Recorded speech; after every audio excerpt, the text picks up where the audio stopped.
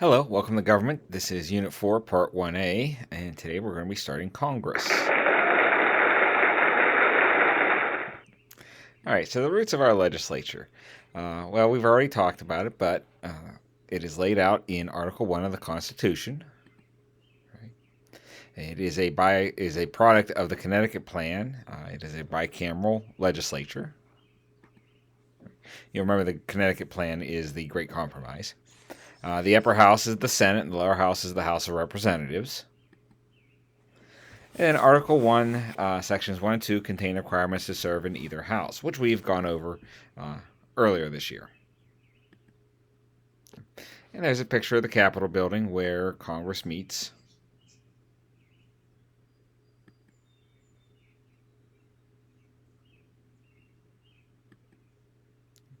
The House. All right, so we look at it. The representatives must be a resident of their state. All right. Through court cases over the years, residency, being a resident, means no more than 30 days. So once you've lived in a state for 30 days, you're considered a resident. Representation for the House is reapportioned every 10 years. It was set at 65 in 1789 for the first Congress. The first census was taken in 1790. So starting in 1790, they take the census every 10 years. Once they get the count in, then the representation is reapportioned. Okay. In 1910, the number of reps had risen to 435 because every year when they take the census, more people, they would add reps.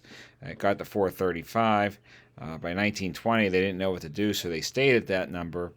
And then in 1929, they made it official. And so you have 435 members in the House, and then representatives are taken away and added as states lose and gain representatives. 1790, it was one representative for every 30,000 people in the U.S. In 2012, it was one representative for every 713,000 people, on average. All right, there's the congressional seats. That was after the 2010 census. States that lost are in yellow, states that gained are in blue, and states that didn't change are in gray.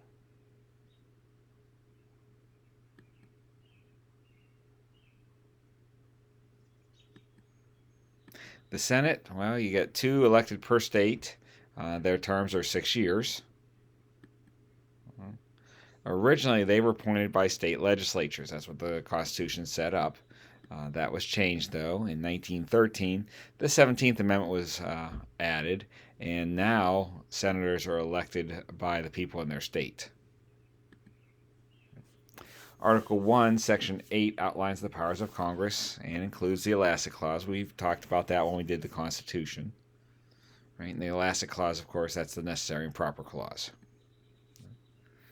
Some of the powers between the two houses are shared, while others are exclusive to one house or the other. Passing laws need both houses. Confirming appointees by the president, that belongs to the Senate.